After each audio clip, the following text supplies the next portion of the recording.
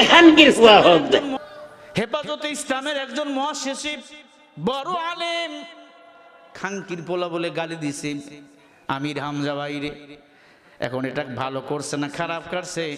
এটা অবশ্যই তিনি খারাপ করছে। এক মুসলমান আর এক মুসলমানকে গালি দেওয়া কবিরা গুনাহ। ওই দিক দিয়ে হয়তো মুফতি আমির হামজা বলছে আম্মাজান খাদিজা, যদিও আম্মাজান বলে নাই খাদিজা, খাদিজা বলছে ইউটিউবের দুনিয়া অনেক কথা এখন কাটছাট করা যায়, কথা বলে না। আর মানুষ নামে তো ভুল বলতেই পারে, আমরা তো পিশাব না, আমরা তো ফেরেশতা না। ফেরেশতারাও ভুল করছে, ইবলিসও ফেরেশতা ছিল, কথা বলে না। এত ইবাদত করেছে 1,20,000 বছর, তার একটা ভুল শয়তান হয়ে গেছে। আমির হামজা কথায় কথায় ভুল করে না, হয়তো কথায় দুই একটা মিস্টেক হতে পারে, এজন্য খানকির বলা বলে গালি দিবেন, এটা মুসলমান মেনে নিতে পারে না। মুসলমানের স্বভাবে ভদ্র নম্র, মুসলমানের স্বভাব ইমামের আগ্নিতে এগিয়ে যাবে, ইমানের আগ্নিতে এগিয়ে যাবে। মুসলমানকে কেউ জনে খারাপ বলে গালি দিতে না পারে। আম্মাজান খাদিজা নামাজ পড়ে নাই, কে বলেছে? আমি বলে দিয়ে যাই, খাদিজা মুসলমান হওয়ার পর 2 রাকাত করে নামাজ পড়েছে। খাদিজা যখন কাফের ছিল, আম্মাজান খাদিজা তখন বেপরদাই ছিল। যখন মুসলমান হয়েছে, যদিও পর্দার বিধান তখন নাজিল হয় নাই, আম্মাজান খাদিজা মুসলমান হওয়ার পর কোন কাফের বেঈমান খাদিজাকে সরাসরি দেখতে পায় না। কে বলেছে খাদিজা পর্দা করে নাই? কে বলেছে খাদিজা হজ করে নাই? হজ আদম থেকে চালু ছিল। ইব্রাহিম নবী হজের বোঝার দাওয়াত দিয়েছেন, পাহাড়ে দাঁড়িয়ে নিজেই লাব্বাইক লাব্বাইক বলে ঘোষণা দিয়েছেন। কে বলেছেন আম্মাজান খাদিজা হজ করে নাই? আম্মাজান খাদিজা হজ করেছে, তবে হজ তখন ফরজ ছিল না। কথা কি বুঝাতে পারতেছি? মুসলমান, ধরলে ধরা যায় না, ধরলে ধরা যায় না। কে বলেছেন আম্মাজান খাদিজা রোজা রাখেন নাই? রমজানের রোজা যখন ফরজ ছিল না, মুহররমের রোজা তখন ফরজ ছিল। জানেন মাসালা? রমজানের রোজা ফরজ হওয়ার আগে কোন রোজা ফরজ ছিল? মুহররম। কয়টি রোজা? 2টি। কয়টি? আবার বলেন। মুসলমান, আম্মাজান খাদিজা জান্নাতের টিকিট পাইলেন কেন? প্রশ্ন জাগে না? সব সম্পদগুলো আমার মায়ার নবীর ইসলামের জন্য দান করে দিয়েছেন। আমার নবীজি খাদিজার বাড়িতে চাকরি নিলেন, চাকরি রাখালের চাকরি। রাখালের চাকরি নেওয়ার পর খাদিজা ডাক দিয়া কয়, চাচা আবু তালেব, ও চাচা, কুরাইশ বংশ তো পৃথিবীর জমিনের শ্রেষ্ঠ বংশ, আপনার ভাতিজা রাখালের চাকরি করবে, আমি খাদিজা এটা মানতে পারি না। নবীজি বলে টেনশন নাই। আমার নবী রাখালের চাকরি যখন দিলেন, তখন থেকে প্রতিটা বকরি ভেড়া দুম্মাগুলো এমনভাবে ঘাস খাওয়া শুরু করলো, 1 মাসের মধ্যে সবার চেহারাগুলো উন্নতি হয়ে গেল। আম্মাজান খাদিজা আমার নবীজির বেতন ডাবল করলেন, ডাবল। নবী যখন ভেড়া দুম্মাগুলারে ঘাস খাওয়ায়, খাদিজা দাঁড়াইয়া দাঁড়াইয়া দেখে একটা মেঘ আমার নবীকে ছায়া প্রদান করে। নবীর যখন শরীর দিয়ে ঘাম মোবারক পড়ে, একটা সাপ এসে বাতাস করে।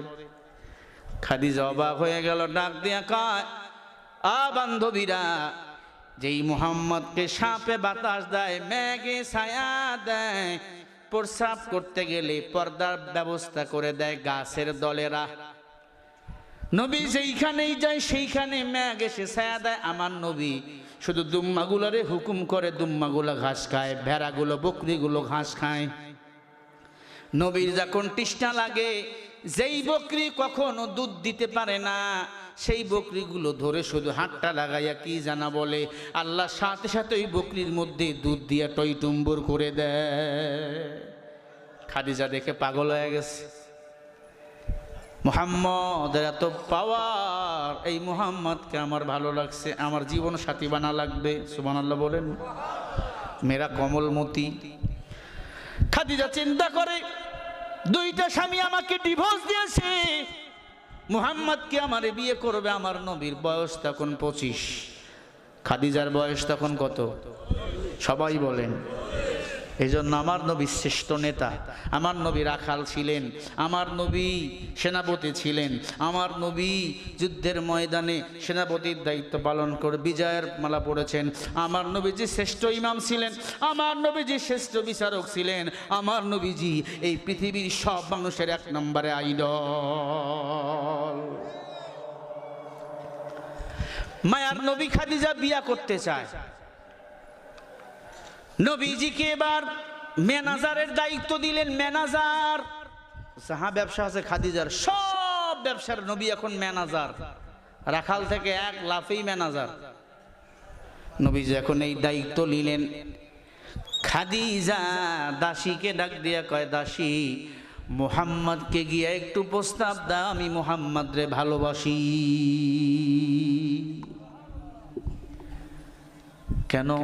কয় মুহাম্মাদের চলাফেরা আমার ভালো লাগছে। মুহাম্মদ যখন হাসে গোলাপের ফুল যেমন ফোটে, সুবহানাল্লাহ বলেন। মুহাম্মদ যখন হাঁটে সমুদ্রের মধ্যে মনে হয় ঢেউ চলতেছে। মুহাম্মদ যখন মুস্কি হাসি দেয় মনে হয় সূর্যের আলো বাইর হয়েছে। আল্লাহু আকবার। ও দাসী, কোন কিছুর বিনিময় হলে আমি মুহাম্মদকে চাই। দাসী এসে আমার মায়ার নবীকে বলে, মুহাম্মদ, খাদিজা তোমাকে বিয়ে করতে চায়। এই কথা শুনে আমার নবী মুখটা কালো করলেন, বাসায় চলে আসলেন। চাকরিতে 3 দিন গেল না, 3 দিন। কয়দিন? আবু তালেব ডাক দিয়া বলে, ভাতিজা কি ব্যাপার, কাজে যাও না? নবী কোনো কথা বলে না। ভাতিজা কেন কাজে যাও না? নবীজি বলে, চাচা খাদিজা আমারে বিয়ে করতে চায়। আবু তালেব মনে মনে খুশি, ডাক দিয়া কয়, ভাতিজা বিয়ে করলে তো ভালো, সব ব্যবসাগুলো আমাদের হয়ে যাবে। নবী বলে, আমার ব্যবসার দরকার নাই। আল্লাহু আকবার। আমি নবীকে তো আল্লাহ সারা দুনিয়ার ইমাম বানাইয়া দিয়েছে। পানি তো নাই কূপে, কি দিবা বিনিময়ে? কসে আমি কিছু খেজুর তোমারে দেবো। নবী হাত দিয়ে বলছে, এই কূপ আল্লাহর অর্ডারে পানির ব্যবস্থা করে দাও। সাথে সাথে কূপে পানি ছিল না, পুরা কূপ থেকে পানি গড় গড় করে বাইর হওয়া শুরু হয়ে গেছে। আরো জোরে বলেন, বলেন সব কিছু খেলা কার? আরো জোরে বলেন, খেলা কার? এই মুসলমানের দল, ভালো করে কান লাগান রে বাবা, আমার দিকে তাকান। এই কি ভাইরা আমার, ভালো করে কান লাগাবেন। আম্মাজান খাদিজা নবীকে পছন্দ করলেন, বিয়ে করতে চায়। 1 নাম্বার, নবী চরিত্র বড় সুন্দর, আমার নবীকে বিয়ে করতে চায়। আবু তালেব ডাক দিয়ে বলে, ভাতিজা খাদিজারে বিয়ে করলে আমরাও কিছু সম্পদের মালিক হতে পারবো। এ আল্লাহর বান্দারা, ভালো করে কাল লাগাইয়া দেন। নবী ডাক দিয়ে বলে, না খাদিজাকে আমি বিয়ে করব না। এক পর্যায়ে খাদিজা বাড়ি, যখন আমার নবী 3 দিন চাকরি করতে গেল না, খাদিজার বাড়িতে, খাদিজা আমার নবীর বাড়িতে নিজে এসে হাজির হয়ে দাঁড়িয়ে গেল। বলেন সুবহানাল্লাহ। খাদিজা নিজে এসে দাঁড়াইছে, মুহাম্মদ আসসালামু আলাইকুম ওয়া রাহমাতুল্লাহ। এই মুহাম্মদ, চাকরিতে কেন যান না? নবী কয়, চাকরি করবো না। খাদিজা কয়, চাকরি করা লাগবে না, আমারে বিয়ে করেন, সব আপনার। সুবহানাল্লাহ বলেন। আচ্ছা বলেন, এই চাষ কি ছেড়ে দিতেন? মক্কার মধ্যে ধনী তখন নবীজির চেয়ে আর কেউ ছিল না।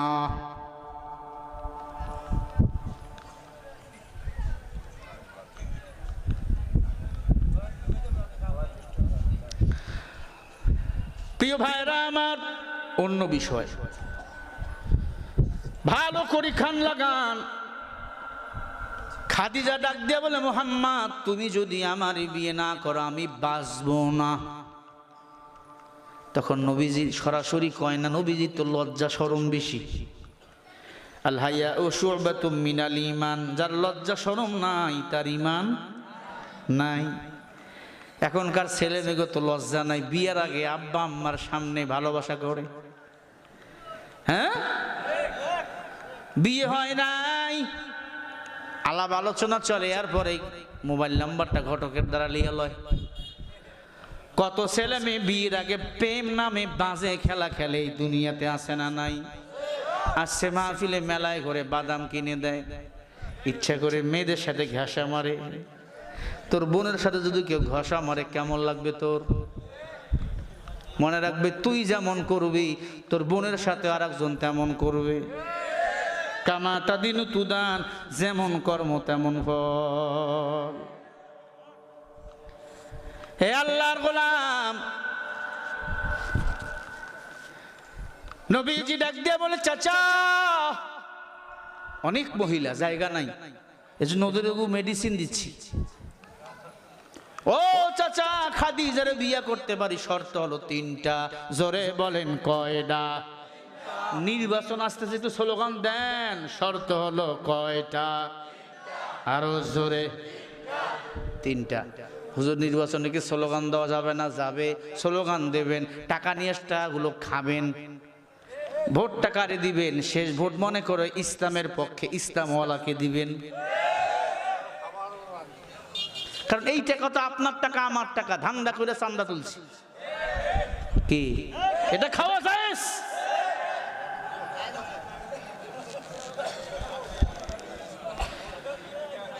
মশালা দিয়ে গেলাম, কোন মুফতি যদি উল্টাইতে পারে গলা কেটে ফেলুন।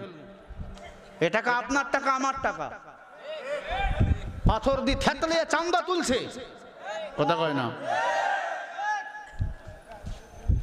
এ টাকা খাওয়া যায়? আপনি না খাইলে আমার বিকাশে পাঠাই দিবেন, মাদ্রাসার বিল্ডিং তুলমু, আমি নিজে খাবো, আমার বউরে খাওয়াবো। ভাইরা আমার, রহমতে আলম সাল্লাল্লাহু আলাইহি ওয়াসাল্লাম 3টা শর্ত দিলেন। কয়টা শর্ত? খাদিজা বলে, শর্ত 3টা, কি কি শুনবো না, মেনে নিলাম। তাহলে চিন্তা করেন, দূর থেকে দাও, খাদিজা কতটা আমার নবীর প্রতি আসক্ত হয়ে গেছে। আগে বলবে না কি কি, কই কি কি বুঝি না, মেনে নিলাম। নবী বলে, 1 নাম্বার শর্ত, ইসলাম ধর্ম তোমাকে গ্রহণ করা লাগবে। খাদিজা বলে, পড়লাম লা ইলাহা